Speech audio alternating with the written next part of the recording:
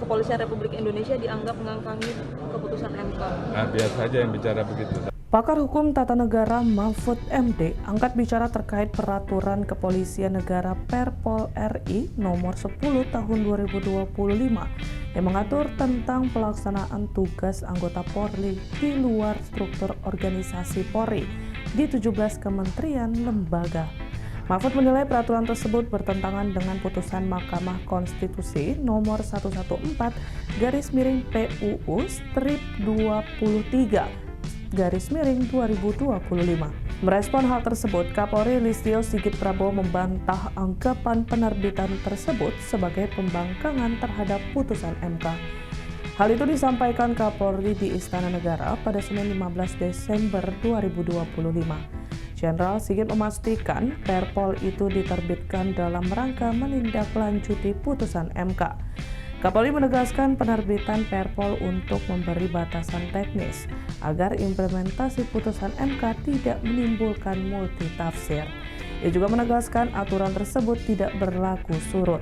Dikatakannya, anggota Polri aktif yang telah lebih dulu menduduki jabatan di kementerian atau lembaga sipil sebelum putusan MK dibacakan tetap dapat melanjutkan jabatannya. Hal tersebut sejalan dengan penjelasan Kementerian Hukum. Kedepan, Perpol nomor 10 tahun 2025 disebut akan diperkuat melalui peraturan pemerintah PP dan substansinya dimasukkan dalam revisi Undang-Undang Polri. Diketahui Perpol nomor 10 tahun 2025 sendiri ditetapkan pada Selasa 9 Desember 2025 dan mengatur penugasan anggota Polri termasuk kemungkinan mengisi jabatan di 17 kementerian dan lembaga.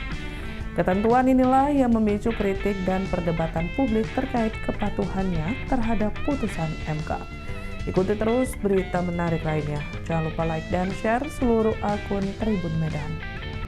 Kepolisian Republik Indonesia dianggap mengangkangi keputusan MK. Nah, biar saja yang bicara begitu. Tapi yang jelas langkah yang dilakukan oleh kepolisian sudah dikonsultasikan. Yang jelas Polri tentunya menghormati putusan MK. Oleh karena itu Polri menindaklanjuti dengan melakukan konsultasi terhadap kementerian terkait, terhadap stakeholder terkait sebelum menerbitkan Perpol. Jadi Perpol yang dibuat oleh Polri tentunya dilakukan dalam rangka menghormati dan menindaklanjuti putusan MK. Saya kira itu. Berarti kalau ada polisi aktif yang berada di luar 17 kementerian itu akan dikeluarkan, Pak? Atau gimana?